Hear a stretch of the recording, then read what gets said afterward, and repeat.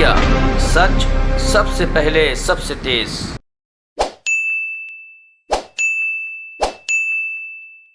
भारत माता की।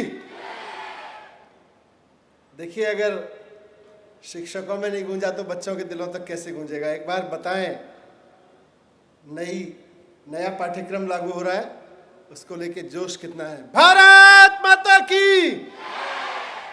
बहुत बढ़िया। माननीय मुख्यमंत्री जी, मंच पर आसीन शिक्षा विभाग के हमारे साथी अधिकारीगण, यहाँ पर उपस्थित हमारे एमएलए साथी, प्रिंसिपल्स, टीचर्स, स्टूडेंट्स, हम सब के लिए बहुत बड़ा दिन है, देश के लिए बहुत बड़ा दिन है।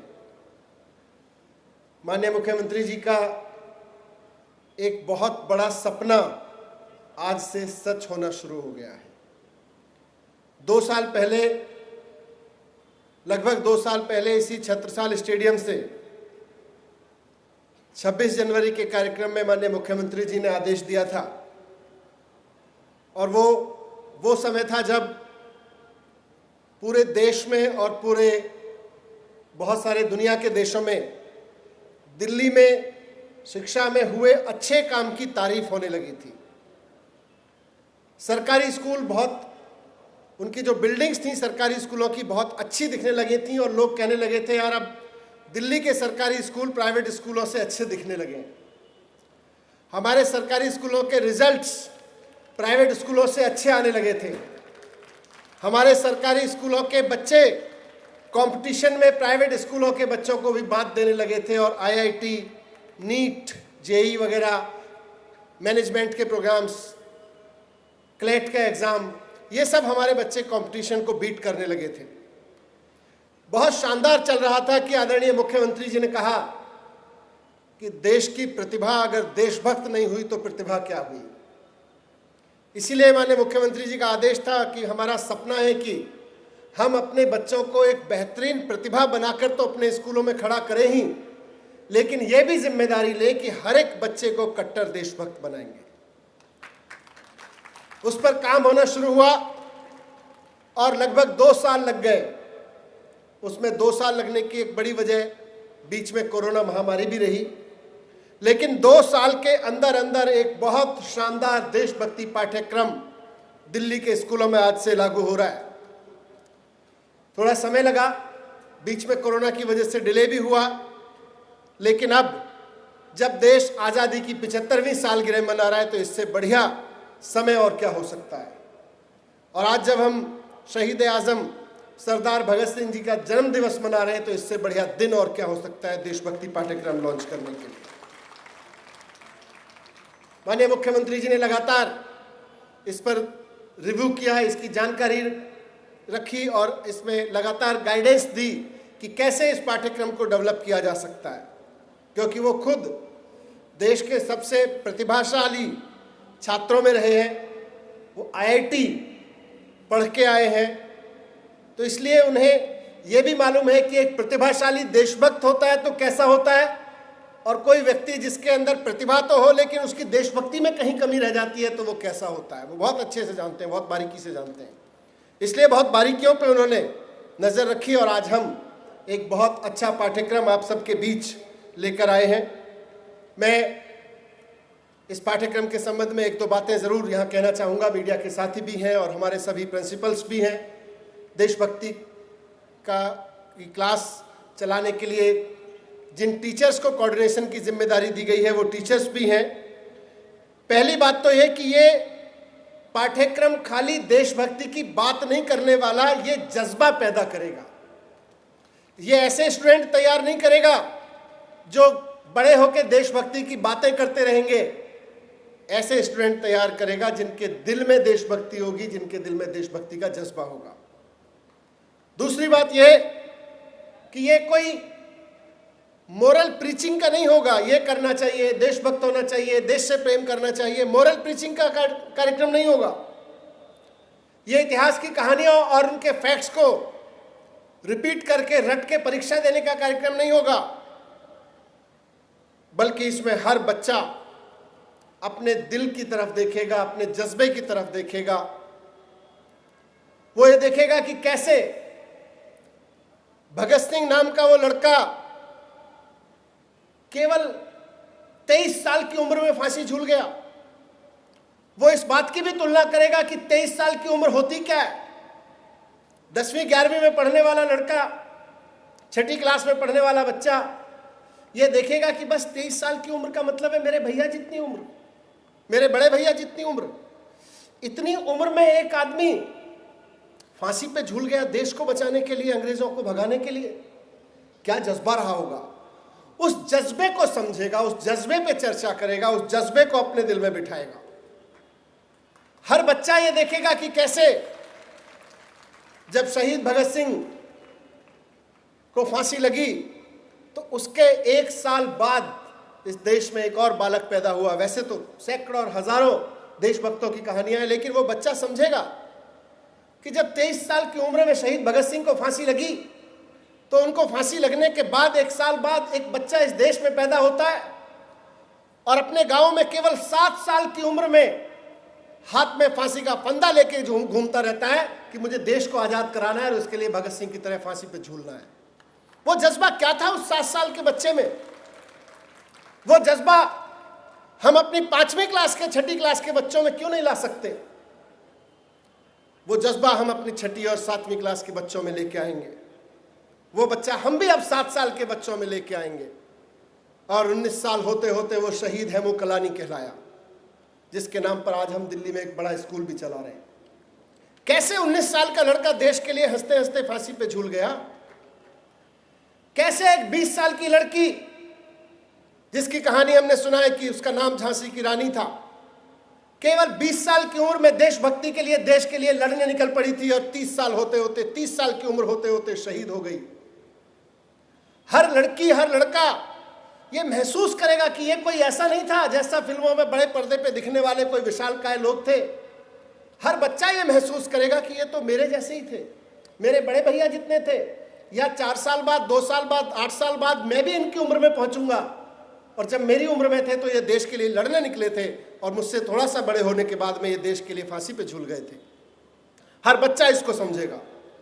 बच्चा इन गहराइयों को भी समझेगा कि कैसे महाराष्ट्र से निकलकर तात्या टोपे महाराष्ट्र से निकल के कानपुर आए, झांसी आए, झांसी में लड़ाई लड़ी, कानपुर में लड़ाई लड़ी, जयपुर में लड़ाई लड़ी। और हम बच्चे को केवल ये नहीं सिखाएंगे कि तात्या टोपे कहाँ पैदा हुए थे, हम बच्चे को ये सिखाएंगे कि तात्या टोपे ने जिस उम्र में ये लड़ाइयाँ लड़ी उस वक्त में रेल का नेटवर्क नहीं हुआ करता था। बच्चा ये एहसास करेगा। बच्चा इस बात का भी एहसास करेगा कि उस वक्त नदियों पर पुल नहीं हुआ करते थे, लेकिन फिर भी तात्या टोपे किस तरह से 20,000 सैनिकों के साथ चलते हुए महाराष्ट्र से झांसी पहुंच गए, कानपुर पहुंच गए, नर्मदा और चंबल जैसी नदियों को पार करके निकल गए। हर बच्चा ये महसूस करेगा कि कितनी कठिन परिस्थितियों में उन लोगों ने लड़ाई लड़ी हमारे लिए, जिनकी वजह से आज हम आजाद भारत कहलाते हैं अपने आप को। हर बच्चा इस बात को महसूस करेगा पाठ्यक्रम में बैठ के, क्लास में बैठ के उसको एहसास कराया जाएगा। पत्रकार साथी बैठे, इस देश में पत्रकारिता का एक दौर ऐसा भी रहा कि 1907 में शांति स्वरूप भटनागर नाम के एक व्यक्ति ने एक अखबार शुरू किया, स्वराज्य, इलाहाबाद में। अखबार शुरू होने के 1 हफ्ते के साप्ताहिक अखबार था। पहला संपादकीय लिखने पर अंग्रेजों ने पहले संपादक को जेल में डाल दिया। दूसरा संपादक नियुक्त हुआ, दूसरे संपादक को दूसरा संपादकीय लिखने पर जेल में डाल दिया। तो शांति स्वरूप भटनागर जी ने अखबार का विज्ञापन निकाला कि अखबार में एक संपादक चाहिए, ऐसा संपादक चाहिए स्वराज अखबार के लिए जो जेल की 2 रोटी और 1 गिलास पानी में गुजारा करने को तैयार हो और जिसके अंदर इतनी हिम्मत हो कि एक एडिटोरियल लिखे तो 10 साल काला पानी काटने को तैयार हो। कौन लोग थे वो? कैसे लोग थे वो? कहां से आए थे वो? इसी धरती पे थे, हमारे ही जैसे थे, हमसे ज्यादा खराब परिस्थितियों में लड़ रहे थे, हमसे ज्यादा कठिन परिस्थितियों में लड़ रहे थे। ये बात हर बच्चे के जहन में उतरेगी इस पाठ्यक्रम के दौरान। ये हमारी जिम्मेदारी है। बाबा साहब ने क्या क्या नहीं झेला जब उन्होंने खड़े होकर कहा कि जब तक सामाजिक मानसिक गुलामी नहीं जाएगी तब तक स्वतंत्रता, राजनीतिक स्वतंत्रता अधूरी है। इस देश का सबसे प्रतिभाशाली छात्र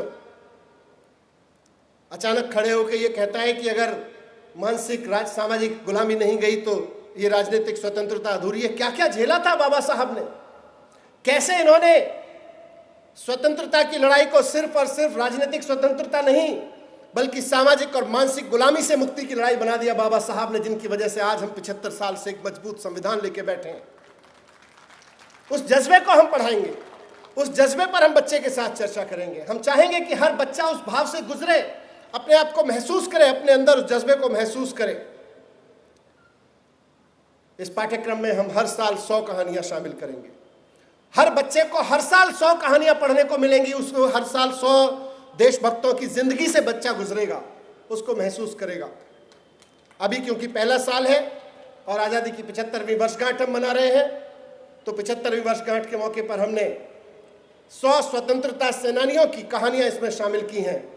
लेकिन अगले साल 100 लोग और, उसके बाद अगले साल 100 देशभक्त और, अगले साल 100 देशभक्त और फिर देशभक्ति के वो तराने, देशभक्ति की कविताएं, नर्सरी से लेकर 12वीं तक हर एक बच्चा कम से कम 700-800 कहानियां और 500-600 गीत, कविताएं, इन सब से होकर गुजरेगा, उससे जज्बे से होकर गुजरेगा।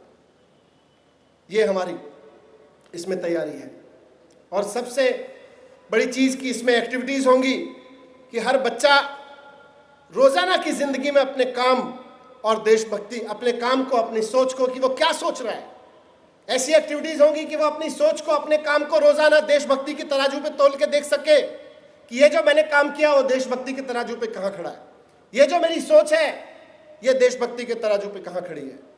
और एक सबसे बड़ी खास इसकी एक्टिविटी है जिसको आज मैं आप सबके सामने रख रहा हूँ। आपके हाथ में पाठ्यक्रम है, पाठ्यक्रम पहुँचेगा सुबह, आज मिलेगा, कि हर एक क्लास 5 मिनट के देशभक्ति ध्यान से शुरू होगी।